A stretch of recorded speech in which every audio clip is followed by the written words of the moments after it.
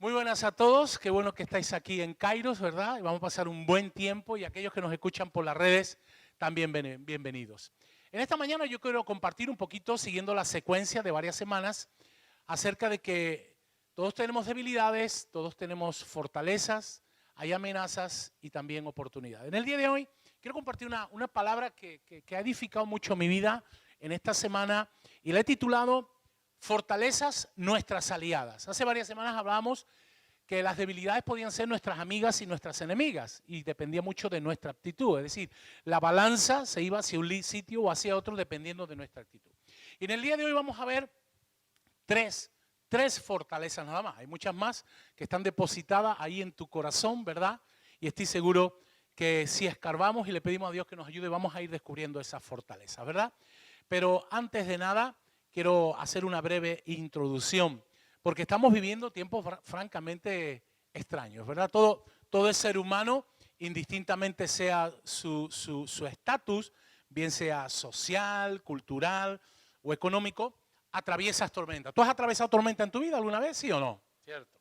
¿Verdad? Todos hemos pasado crisis y si no la hemos pasado, las pasaremos, ¿verdad? A veces esas crisis pueden ser personales, ¿verdad? Algo que está dentro de ti. A veces las crisis son fruto de una relación que uno la inició fantástica y después se convirtió en algo tremendamente tóxico.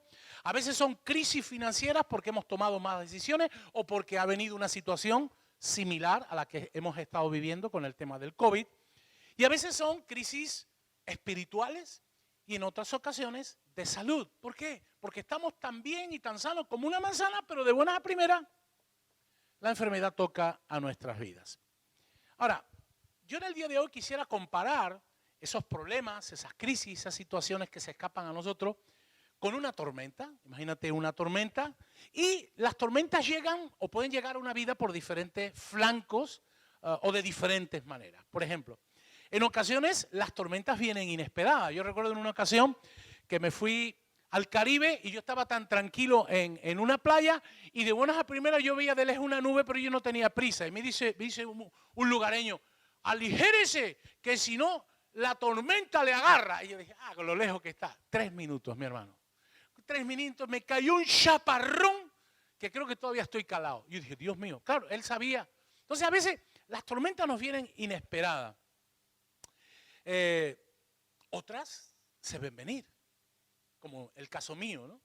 Y en otras ocasiones no queremos verla o no nos interesa por los daños posibles colaterales que pueden llegar a producir a nuestra vida, puede producir una tragedia o puede afectar nuestro entorno. Yo creo que me estoy explicando y todos estamos poniéndonos en situación.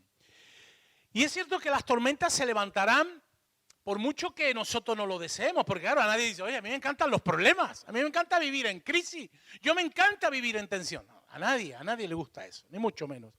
Pero es cierto que no podemos eliminarla de nuestra vida. La única manera de eliminarla de esta vida es que tú y yo dejemos esta vida, ¿estamos de acuerdo? Pero mientras estemos aquí, por muy positivo y por mucha gente de fe, las situaciones complejas van a venir a nuestra vida. Sin embargo, si las afrontamos y aprendemos de ellas, nos pueden dar una fuerza interior para cambiar cualquier circunstancia adversa a través de una experiencia de crecimiento, donde yo estoy seguro que después de los problemas que tú has vivido o que yo he vivido, ya no somos las mismas personas, ¿verdad? Vemos la vida de una manera diferente. Mira, mencioné antes de que las debilidades pueden ser amiga o enemiga y va a depender de nuestra actitud. Pues en el día de hoy vamos a ver las fortalezas. Yo quiero que pongamos una pantalla y yo quiero decirte que las fortalezas, una pantallita para aquellos que están tomando nota, las fortalezas son puntos fuertes de origen interno. Es decir, todos los seres humanos tenemos puntos fuertes de origen interno. Dile al que tienes al lado, tú tienes fortalezas. La Biblia le llama dones, la Biblia le llama talentos, la Biblia le llama habilidades. Todos tenemos áreas de fortaleza. Y yo quiero decirte algo. Las fortalezas, lo que hay que hacer es potenciarlas, hacerlas crecer. ¿Verdad? Así como las debilidades tenemos que detectarlas y ver la manera de cómo revertirlas, las fortalezas, ¿verdad? Tenemos que hacerlas crecer. Yo quiero hablarte hoy de 3 fortalezas que tienen aquellas personas que verdaderamente hemos decidido seguir a Jesús. La primera fortaleza es fe. Di conmigo, fe. Fe. ¿Por qué digo que la fe es una fortaleza? Porque la fe produce esperanza. Interesante. Además, la sabiduría popular, en la sabiduría popular hay un refrán que dice: a mar revuelta, ganancia de pescadores. ¿Qué quiero decir con todo esto? Que las tormentas en sí no son malas. Muchas veces, cuando viene una situación, dice, automáticamente nos ponemos en guardia. ¿Por qué? Porque es algo que nos ha venido que no controlamos y que no conocemos. Y automáticamente pensamos que es negativo. Pero una tormenta no tiene por qué ser mala, como vamos a ver en el día de hoy. Por eso, como dice el refrán, a mar revuelta, ganancia de pescadores. Es decir, podemos aprovechar la situación que estamos viviendo para que se torne en nuestro bien. Un referente muy interesante es la historia de José, escrita en el libro del Génesis. Todo el mundo podría parecer que a José la vida le iba al revés.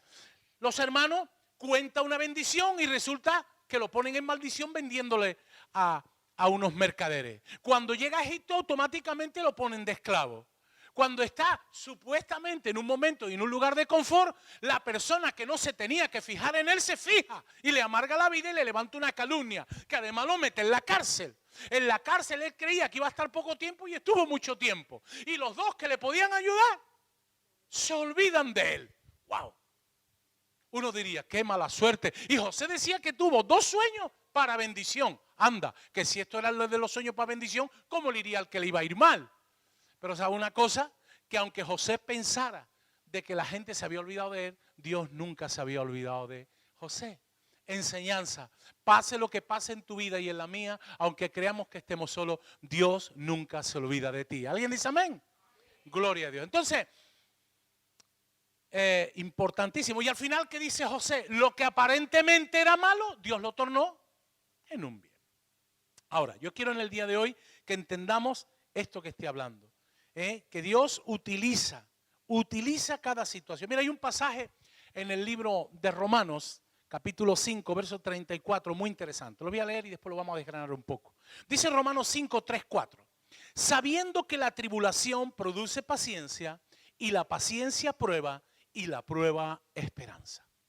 Pero a mí me gustaría y te animo a que le pidas a Dios que te ayude a leer entre líneas. Mira, pastor, ¿qué me dice? Sí. A ver en el texto lo que el texto está diciendo, pero que el texto no lo dice. ¿Sí? ¿Cómo tienes que fijarte? Con un espíritu de revelación. Pablo dice, sabiendo. ¿Qué estaba queriendo decir Pablo con esta palabra sabiendo? Que él tenía o hablaba de certeza, de fe, de convicción. Fíjate. Dice que la tribulación, esa es la palabra. ¿Qué es una tribulación? Un problema, una crisis, una tormenta. Él sabía, porque tenía fe y una plena convicción, que a pesar de que estuviera en tribulación, esa tribulación iba a producir un fruto en él que era paciencia. Y cuando yo hablo de paciencia, ¿de qué me habla? De constancia. Me habla de dominio propio, que es un fruto del Espíritu. Me habla de lo que en psicología se le llama la resiliencia. La Biblia le llama longanimidad, que es la capacidad y entereza de carácter de permanecer firme en la adversidad y salir más fortalecido al final de como uno estaba en el principio. Wow. Todo eso está diciendo Pablo. Todo eso, pero claro, leyendo entre líneas. Y dice que la paciencia produce prueba. ¿Qué es prueba? A mí me hace referencia a departamento de calidad. Habla de examen. Cuando tú vas a la universidad te dicen, tengo que hacer una prueba, ¿cierto? ¿Qué es una prueba? Una evaluación para verificar si lo que tú dices que sabes realmente lo sabes. Dios a veces permite pruebas para probar lo que parecemos ser, pero que a lo mejor no lo somos. ¿Cómo se sabe que una máquina va a cumplir su propósito? Pasando por el banco de pruebas. Los motores de los coches hoy día ya salen a la calle montados en el chasis después de haber pasado por el banco de pruebas. Entonces Dios a veces permite la prueba para ver si realmente estamos hechos de la masa que decimos que estamos hechos. Porque ojo, muchas veces creemos que estamos mejor de lo que realmente estamos. Porque como nosotros nos vemos bastante bien, ¿verdad? Y dice, y la prueba produce esperanza. ¿Qué es la esperanza? Fíjate, Pablo tiene la certeza de que incluso los problemas lo hacen crecer en madurez, demuestra que Él es quien dice que es en Dios y al final eso le da esperanza.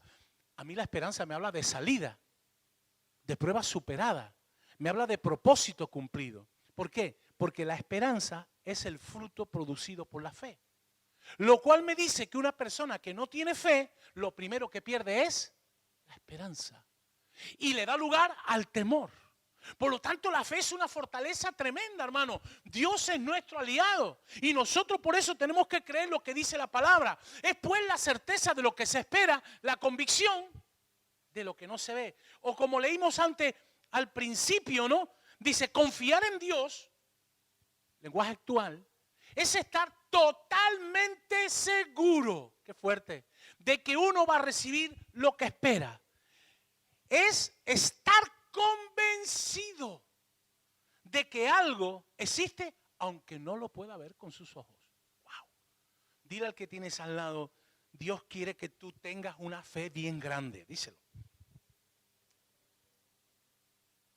Ahora bien, en nuestra travesía por la vida debemos aprender a conocer o discernir los tipos de tormentas. ¿Oh? Porque tú sabes que hay diferentes tipos de tormentas, ¿verdad? Ahora, hermano, vamos a ver hoy solo dos tipos de tormentas. Las que no producen beneficio y recompensa. ¿Tú sabes que hay tormentas que no producen nada positivo? Mira, son aquellas que nos desgastan. ¿Te ha pasado alguna vez en una situación que te has desgastado? Y al final no hay un fruto que merezca la pena. Bueno, normalmente este tipo de tormentas son el resultado de nuestras decisiones equivocadas, de nuestras palabras y de nuestros actos. Cuidado con nuestras decisiones, nuestras palabras y nuestros actos. La semana pasada creo que fue, hablamos de que hay tres cosas que no se recuperan en la vida. El tiempo, las palabras y las oportunidades. ¿Recordamos? Saldrá la predicación en esta próxima semana. Entonces, hermano, tenemos que ser sabios en nuestras decisiones, tenemos que ser cuidadosos en nuestras palabras y tenemos que ser gente humilde con nuestros actos. Es fundamental. Y si somos personas cabales, debemos entender que cada uno es responsable de lo que decide, también de lo que habla y mucho más de lo que hace. Y en muchas ocasiones estas cosas no podemos rebobinarlas. Cuando tú lanzas una palabra, eso es como una flecha que salió al aire. Esa flecha tú no puedes hacerla volver como un boomerang, ¿verdad? Es por ello que hoy más que nunca debemos anhelar tener un espíritu de sabiduría y de revelación. Y vamos a ver por qué. Para saber qué hacer.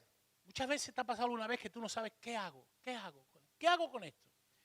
Esto tiene que ver con lo que queremos realizar o llevar a cabo. También tenemos que preguntar al Señor cómo hacerlo. Es decir, la forma o el modo en que lo tengo que ejecutar. Y a veces mucho donde se atascan, donde se quedan anclados, es en el cuándo. ¿Saben el qué? Saben el cómo, pero no saben cuándo. ¿Cuándo hay que llevarlo a cabo? ¿Cuál es el momento correcto? El momento oportuno para ni precipitarme, ni atrasarme. Entonces es importante entender esto. Y fijaos lo que dijo el apóstol Pablo. ¿Cómo puedo saber yo el qué, el cómo y el cuándo? La palabra de Dios tiene respuesta en Efesios 1, 15, 17, 18. Dice, por esta causa yo, también habiendo oído de vuestra fe en el Señor, le dice a los efesios, y de vuestro amor con todos los santos, para que el Dios de nuestro Señor Jesucristo, el Padre de gloria, os dé espíritu de sabiduría, de revelación en el conocimiento de Él. Y yo quiero ahora que pongamos una transparencia que nos va a ayudar a entender sabiduría, revelación y entendimiento. Cuando tú le pides a Dios sabiduría, es lo que mencionó mi esposa, pedir sabiduría a Dios para saber hacer lo que hay que hacer. Señor, ¿cómo lo tengo que hacer? ¿Qué quieres que yo lo haga?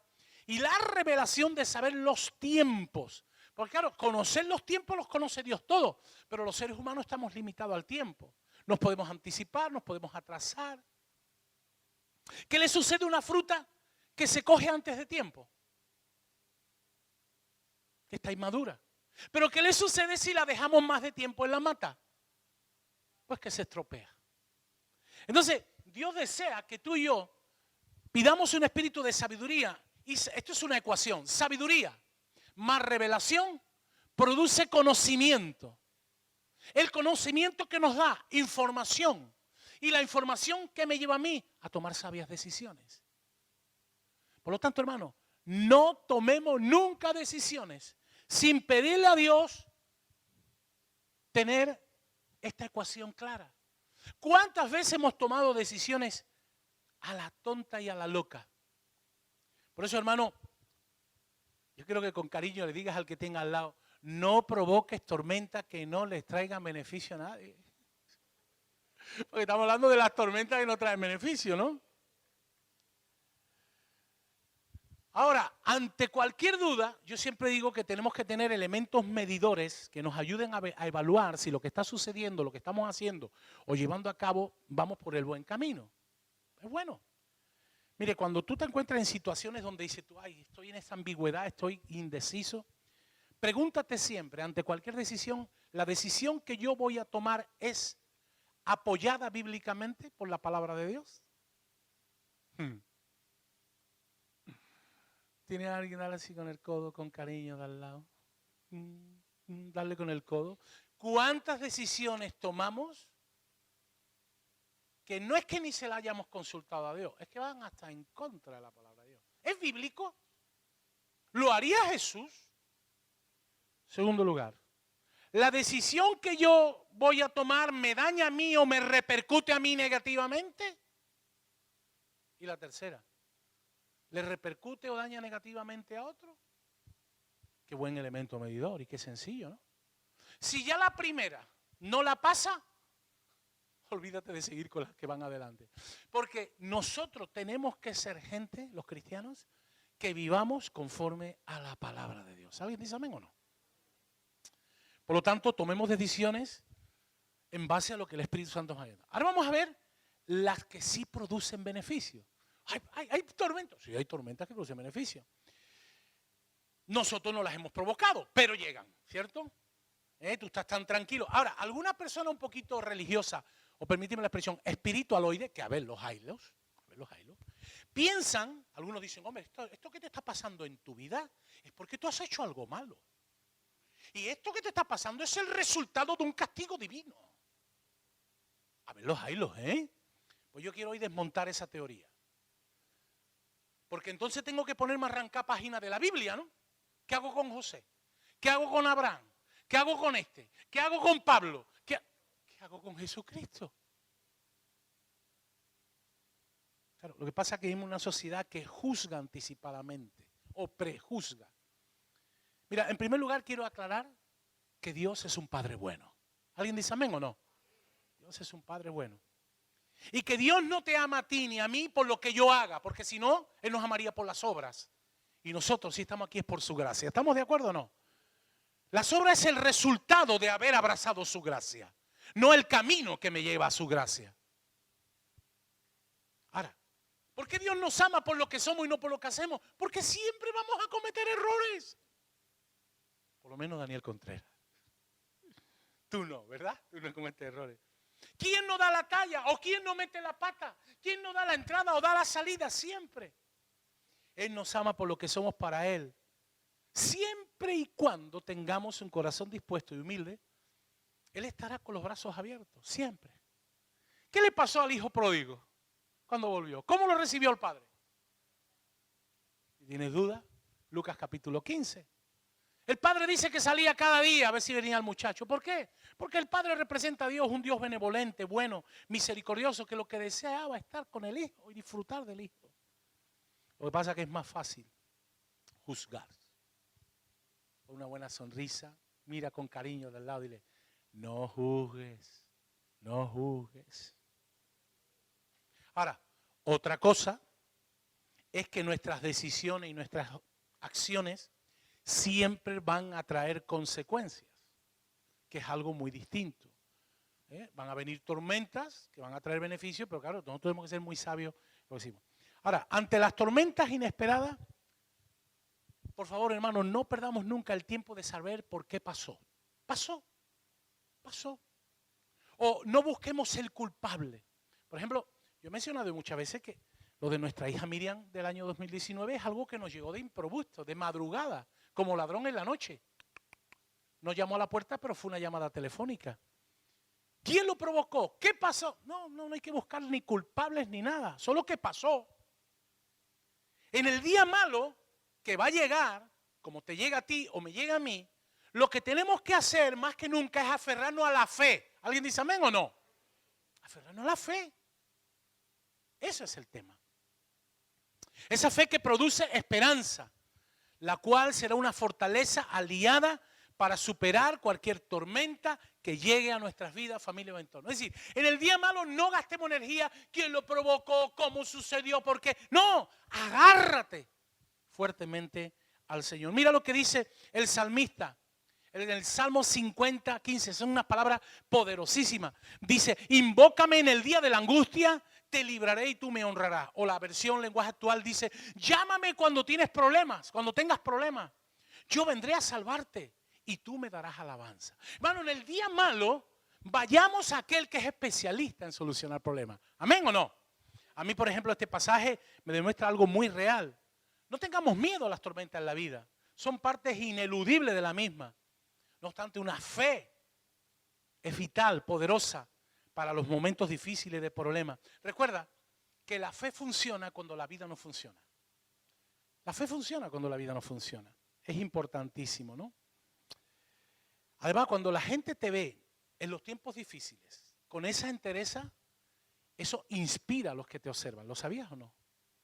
La gente incluso alguno te dice, oye, ¿tú qué tienes que yo no tengo porque no es normal lo que está pasando?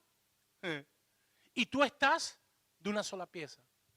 Una vez hablaba con Lauren, ¿verdad? Cuando aquella fatídica noticia de tu hija, y había personas, ¿cómo es posible? No, eso solo lo puede hacer una fe firme en Dios que nos ayuda a superar cualquier situación. Mira, yo diría que las tormentas son como catalizadores o filtros para nuestro aprendizaje. Siempre, siempre. De los momentos malos tenemos que aprender. Recordemos esa frase que dice que después de la tempestad siempre vendrá la calma. No tengamos la menor duda. ¿Por qué? Porque las tormentas no suelen durar toda la vida. Y si las aprovechamos vamos a estar mucho más fuertes que al principio. Y si durante nuestra vida vienen tormentas tras tormentas, quizás tengamos que hacer una reflexión de qué es aquello que no estamos haciendo bien. Porque las tormentas van y vienen. Lo que uno no puede estar es toda una vida en tormenta. Segunda fortaleza. Es una palabra un poquito rara, pero cuando yo la explique te va a gustar. Empatía. Ay, pastores. Sí. En la Biblia, lo que pasa es que la Biblia no lo dice así. Alguno puede estar preguntarse, ¿qué palabra? Pero si yo digo empatía, ¿verdad que sí sabe lo que es la empatía?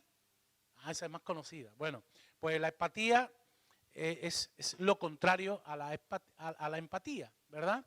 O la empatía es lo contrario a la empatía. Es decir, la empatía, como todos sabemos, es la capacidad que tiene una persona de ponerse en el lugar de otra y entender mejor sus acciones, sus comportamientos, sus pensamientos o sus problemas.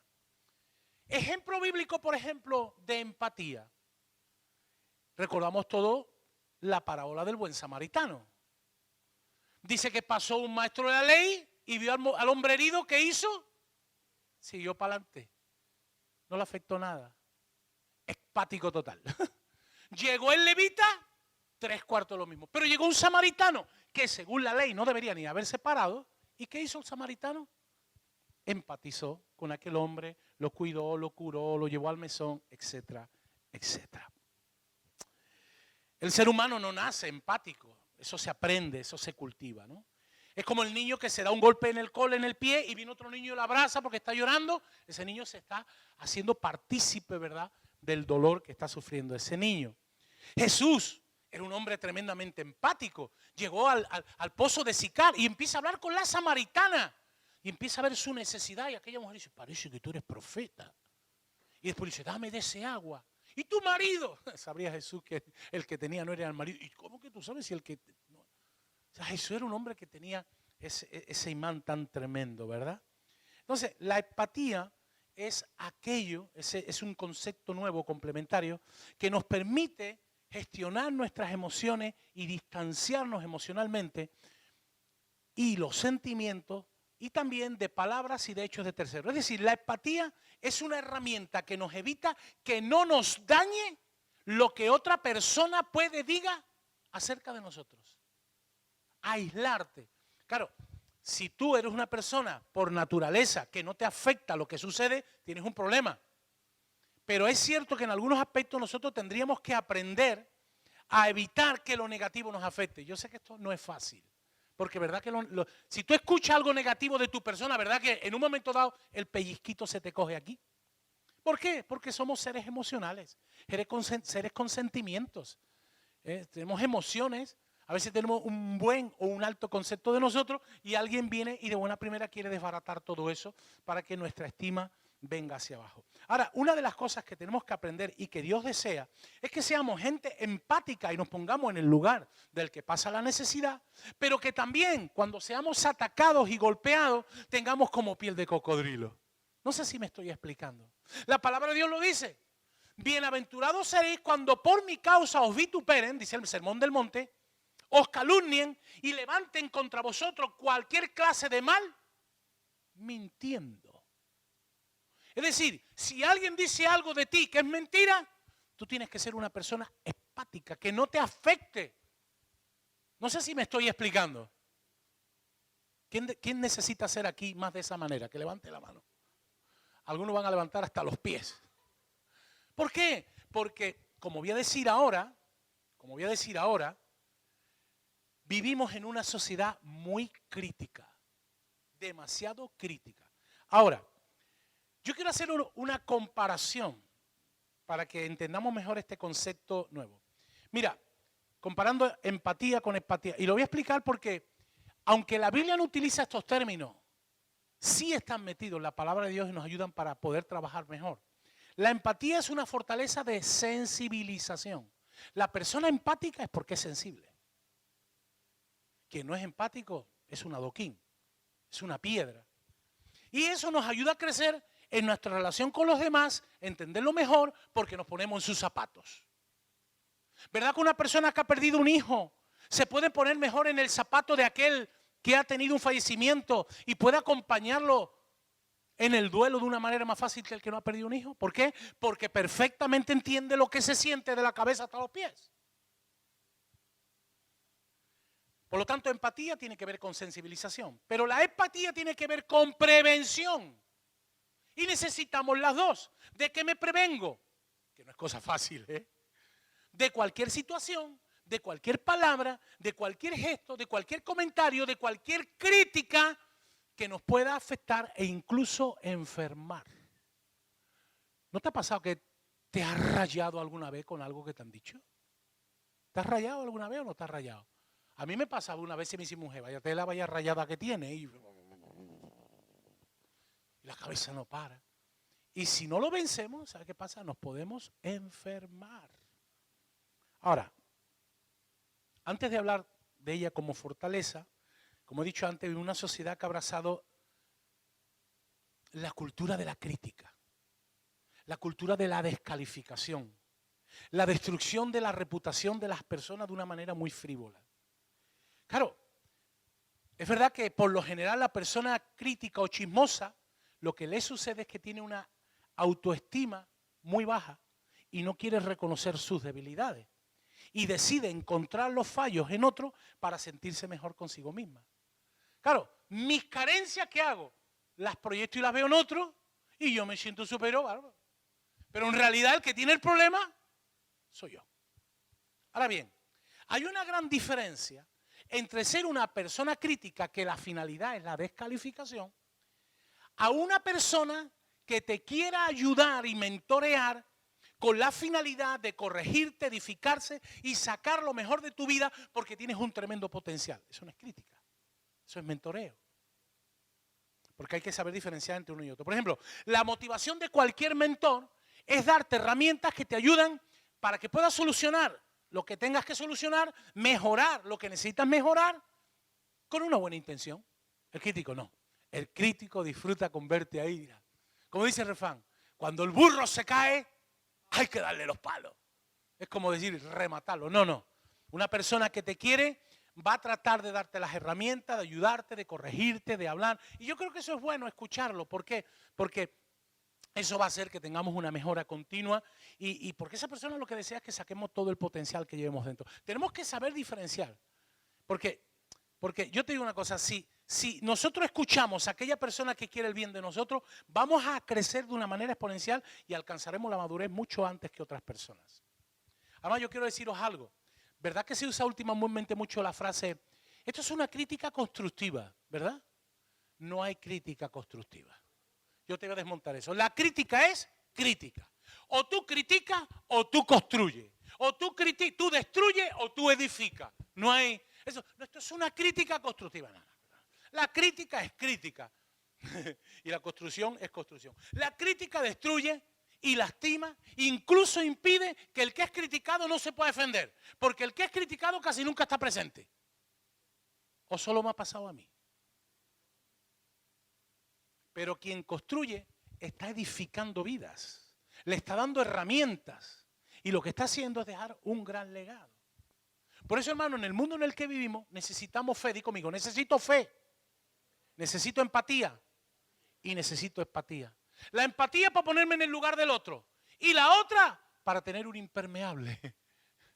Una piel de cocodrilo, me da igual, de rinoceronte, de elefante, de lo que tú quieras. Claro, yo sé que todo esto es un proceso.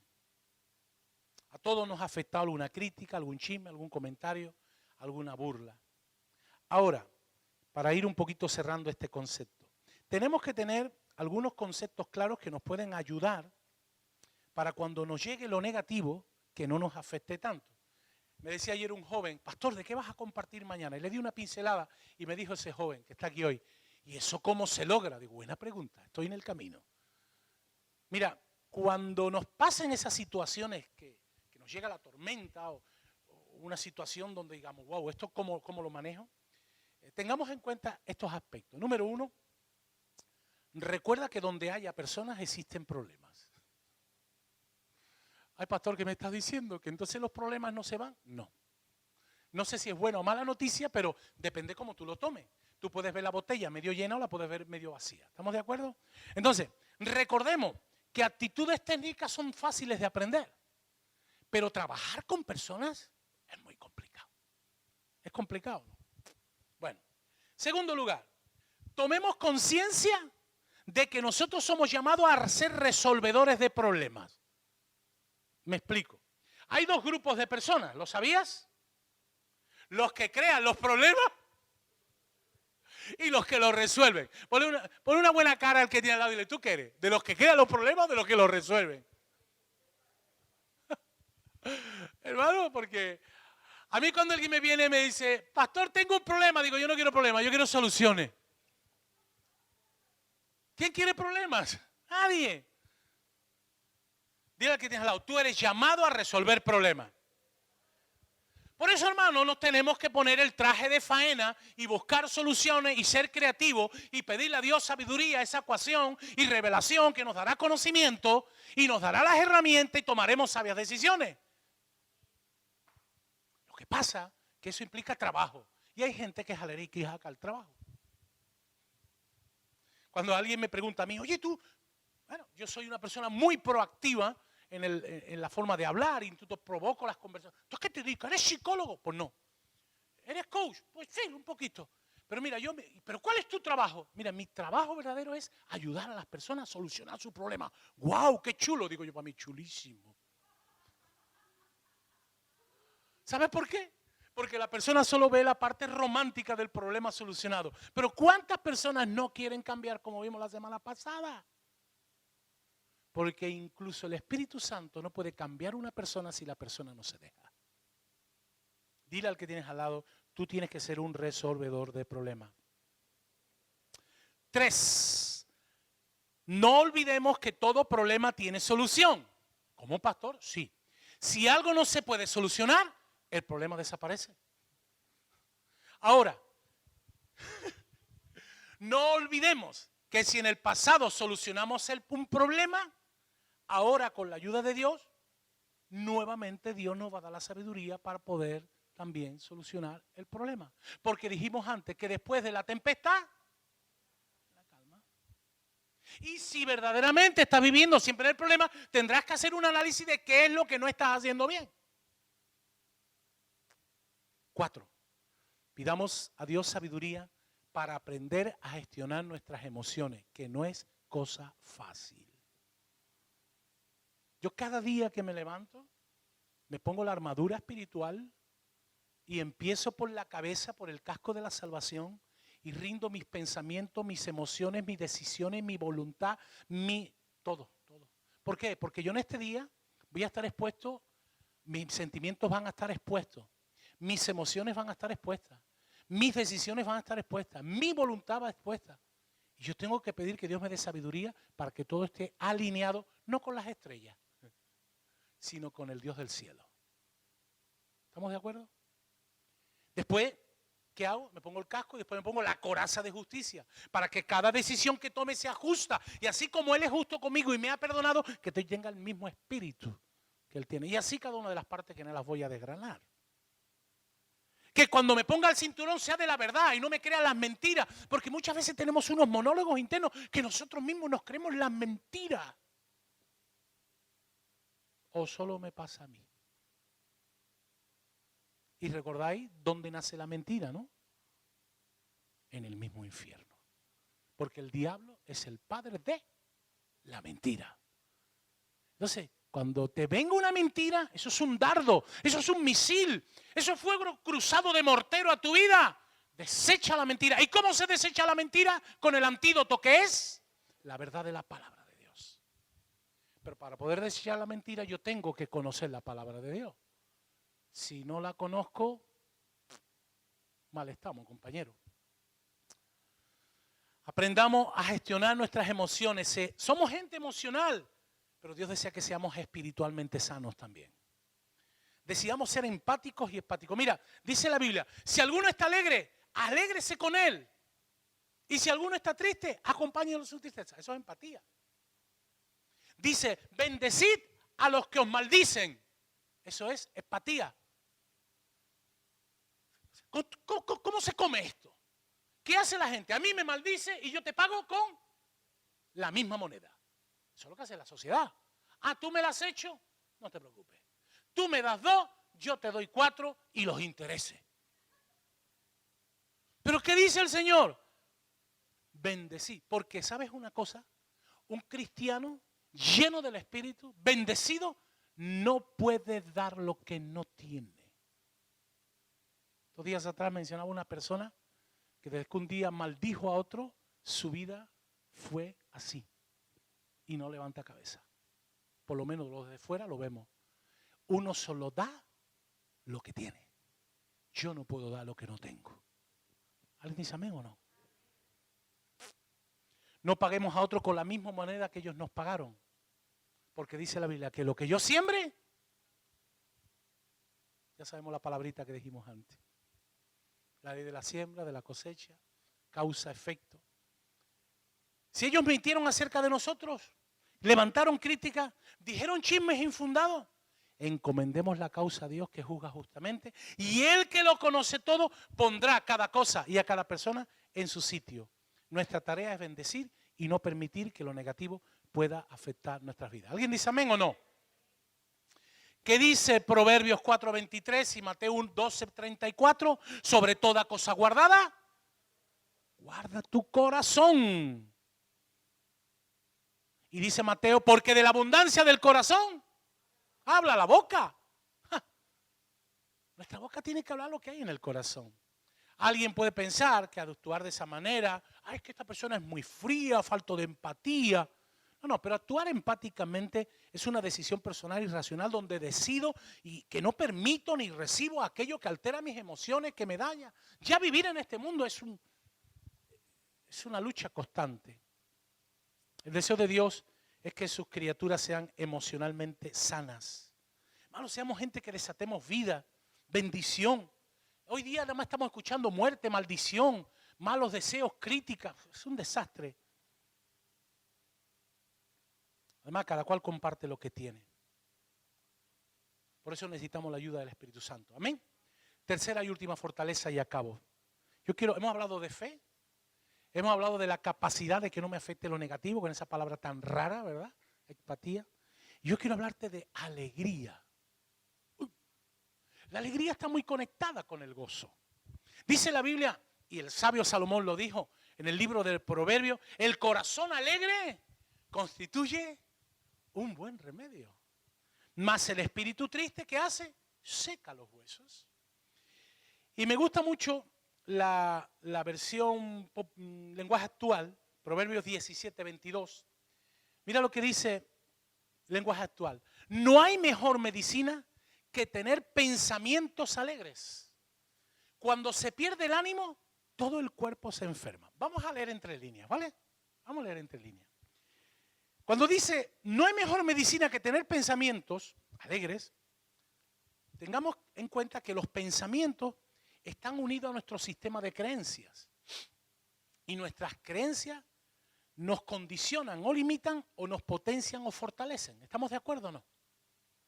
Entonces, tenemos que tener cuidado qué es lo que pensamos. Y la palabra de Dios, ¿a qué nos exhorta?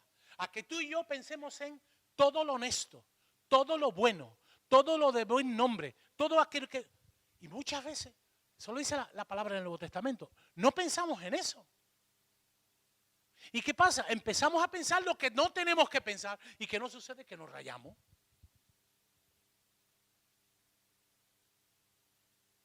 Pon una buena sonrisa. Dile a tu vecino, no te rayes, por favor. No te rayes. Y dice, cuando se pierde el ánimo, todo el cuerpo se enferma. ¿Qué es el ánimo? La fuerza, el vigor, la energía. No pierdas el ánimo. Una persona que pierde el ánimo pierde las ganas de vivir. No perdamos el ánimo, no perdamos la fuerza, el vigor. Yo estoy seguro que todos los que estamos aquí hoy y los que también nos están escuchando, conocemos a personas que contagian la alegría, que marcan la diferencia con el resto de personas cuando llegan a un lugar. Ojo, y no estoy diciendo aquel que llega a dar la nota para ser el gracioso de turno. No, no. Son personas que por su personalidad, son personas que yo digo que cumplen las 3 A's. La A de amable, la A de afable y la A de accesible. O sea, son personas amables porque son educadas, son afectuosos hacia los demás, son afables porque son personas agradables, apacibles, son cordiales, y son accesibles porque no tienen un guardaespaldas detrás, ¿verdad? Son alguien que es cercano, que se puede hablar con ellos, que se puede llegar a ellos. Todos conocemos personas así, ¿verdad que conocemos? Bien. Ahora, también conocemos el antitipo de esas personas, ¿o no? Yo estoy seguro que todos hemos conocido a alguien que dice, este tiene un humor de perros, ¿o no? ¿Has conocido a alguien así o no? La alegría y la jovialidad brillan por su ausencia. El otro nos hace feliz y contento y todo el mundo está contento, pero también existen los que tienen el humor de perro. Ahora bien, aunque hoy tendremos, o hablaré un poquito de esto de la alegría, que la alegría está muy conectada al gozo. ¿Tú sabes de dónde viene la expresión humor de perros? Si no lo sabes, yo te lo voy a explicar.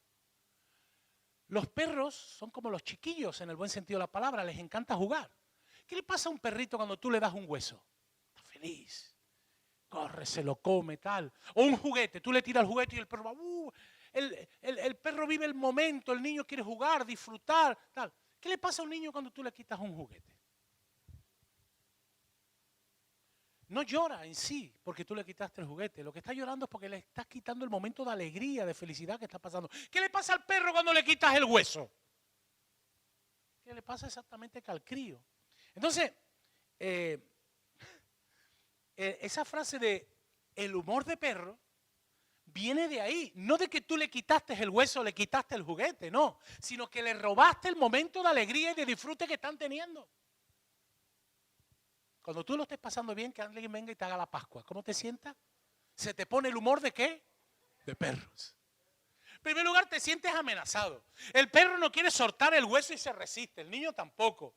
Y si logramos quitarle el hueso, comienza a ladrar reclamando no tanto el objeto, sino el momento de alegría que le hemos quitado. De ahí viene la expresión, un humor de perro. Entonces aquí viene la pregunta del millón. Y hay que mirar muy a los ojos al que tienes al lado y decirle, no tengas humor de perros, por favor. Tengas humor de perro. El humor de perro no sirve para nada. Ojo, Y quiero decir que todos hay momentos en nuestra vida que tenemos humor de perro, pero lo que tenemos que tratar es de superarlo. Ahora, hay una estadística muy interesante, porque todo esto, yo he disfrutado mucho preparando el mensaje de hoy, sobre la risoterapia. Porque la Biblia habla de todo esto. Lo que pasa es que tenemos que escarbar para ver que la Biblia es tan actual y tan práctica, que decimos, Señor, tenemos un mensaje tremendo, pero a veces no lo vemos. Mira, la risoterapia dice, la estadística dice, que un bebé ríe más que un niño. Un niño ríe más que un joven más que un adulto, y un adulto ríe más que una persona mayor o anciana. ¿Tú cómo ves a los niños? ¿A un niño tú le haces una tontería y qué hace el niño? Ay, mira, y decimos, ay, el niño es una feria, es una fiesta.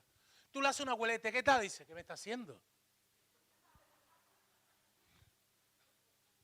¿Te crees que se está riendo tú de él? Y hermano, esto nos muestra, esto tiene detrás una enseñanza, esto nos muestra que por alguna razón, con el tiempo vamos restringiendo nuestra alegría, nuestro gozo, la plenitud. O sea, cuando una persona está alegre, ¿verdad que eso es contagioso? La persona alegre tiene una energía, una fuerza que aporta algo. Y eso es natural en un crío, en un perrito, en alguien joven. La risoterapia, para que tengáis una idea, es una técnica que nos ayuda a sacar los beneficios mentales, emocionales y físicos por medio de la risa. Hermano, tenemos que aprender a reírnos más, a estar un poquito más alegres, incluso hasta reírnos de nosotros mismos. Vivimos una sociedad que nos ha puesto tal limón. Hermano, si tenemos un día así tipo limón, hagamos limonada. Hagamos limonada. De verdad lo digo así. La risa tiene muchas ventajas, aunque no es una terapia porque no cura enfermedades, pero sí reírse ayuda a reducir el estrés, ayuda a disminuir la ansiedad y nos libera muchísimas tensiones, tanto físicas como emocionales. ¿No te ha pasado que cuando tú has tenido un contagio de risa y has puesto al otro y estás contagiado? Nosotros nos ha pasado algunas veces, después te duele todo el cuerpo. ¿Sabes por qué?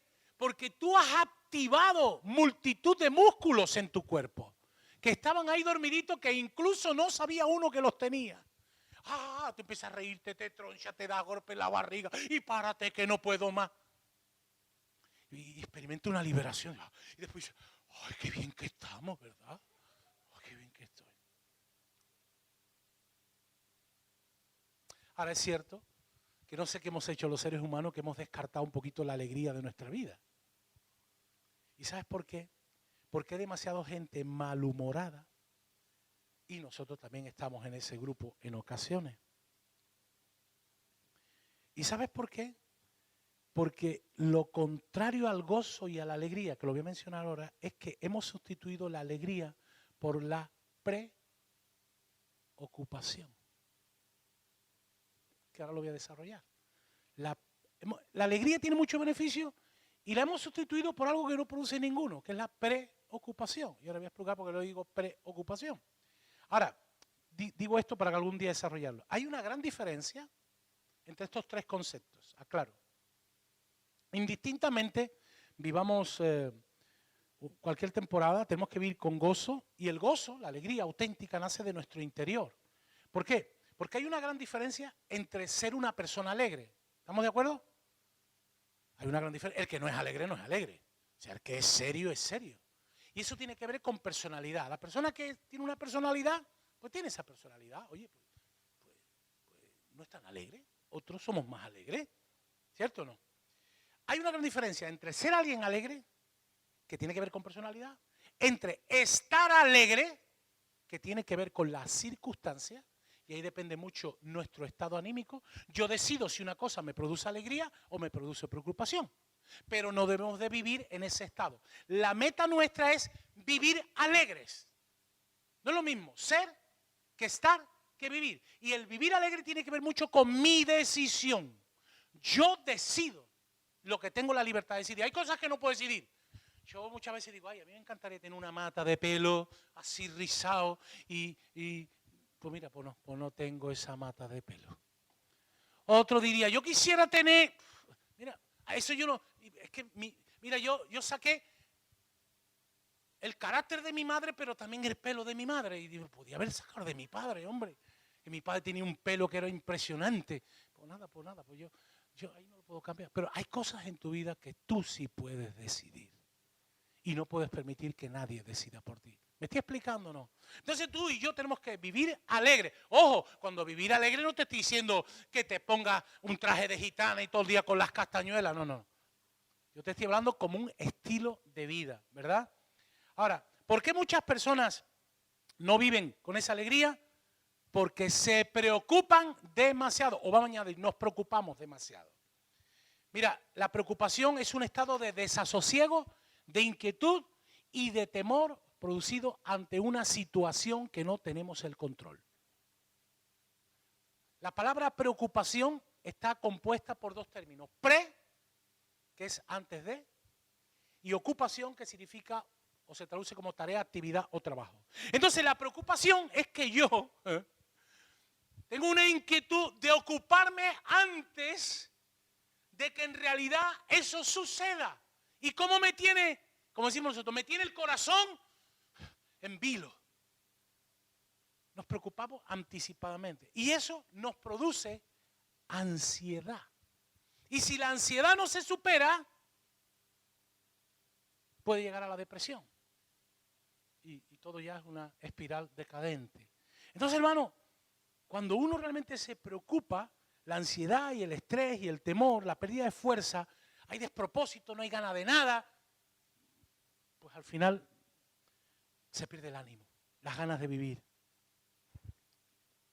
Tenemos que vivir con alegría. Fíjate lo que dice la Biblia en Filipenses 4. Por nada estéis afanosos. ¿Para Dios qué significa nada? Nada. Dice, no se preocupen por nada. Más bien oren y pídanle a Dios todo lo que necesiten y sean agradecidos. Y Dios le dará la paz, esa paz, para comprender. Pero esa paz que protege el corazón y el entendimiento. ¿Qué es el entendimiento? El intelecto, los sentimientos, las emociones, las decisiones. Entonces, hermano, Dios es nuestro aliado. Normalmente, en una ocasión, vi una estadística que me llamó la atención. El ser humano se preocupa normalmente del 5% de las cosas que nunca le suceden en la vida y no se preocupa de verdad por el 95% de las cosas que nos suceden en la vida. Cuando tú vuelvas a casa, ¿verdad que vas a conducir automáticamente? Pero sabes que tú vas a tener en tus manos una bomba de relojería que si no la usas bien, puedes causar una cantidad de daños. Increíble, ¿no? Pero ¿verdad que no nos preocupamos? Vamos a coger el coche y además lo cogemos el coche y lo ponemos a 120 kilómetros. Hacemos que la bomba tenga un acelerador. Porque dicen los que entienden de aerodinámica que en la velocidad un cuerpo disminuye el peso.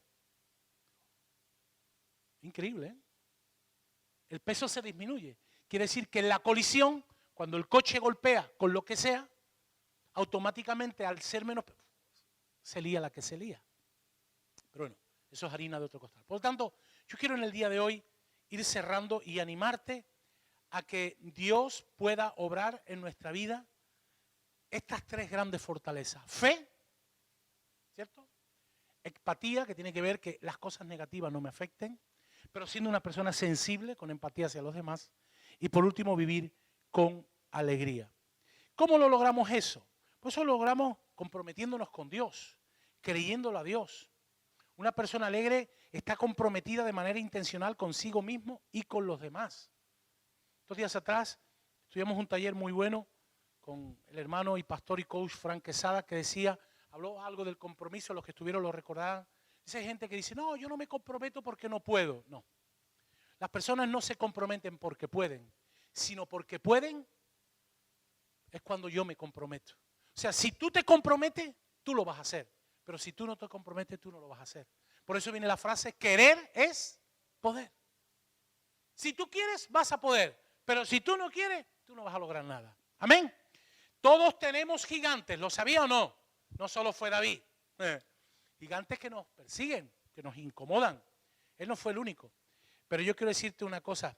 Dios desea que tú y yo con paso firme los afrontemos y tengamos una tremenda victoria, aunque sean con pequeñas cosas. La victoria que Dios le dio a David Fue con una pequeña piedra. Y tú dirás, pastor, es que yo lo que tengo, la fortaleza que tengo es muy chiquitita. No te preocupes. Por muy pequeño que parezca, aunque tú o yo creamos que es pequeño, las cosas pequeñas en la mano de Dios se dimensionan. ¿Alguien dice amén o no? Por eso quiero acabar en el día de hoy diciéndote que por favor dejemos el humor de perro en la papelera, ¿verdad?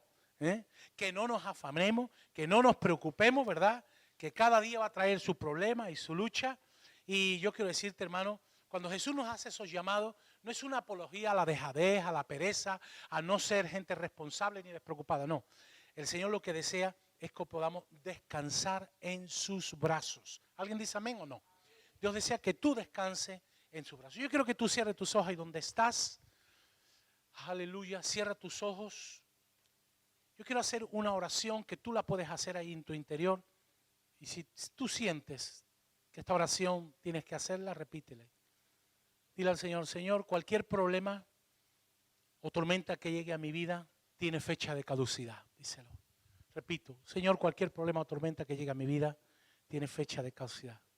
Y a pesar de cualquier circunstancia, yo decido hoy tener una actitud de fe para que lo negativo no me afecte. Y de gozo y alegría, porque mi día de victoria es hoy, es ahora.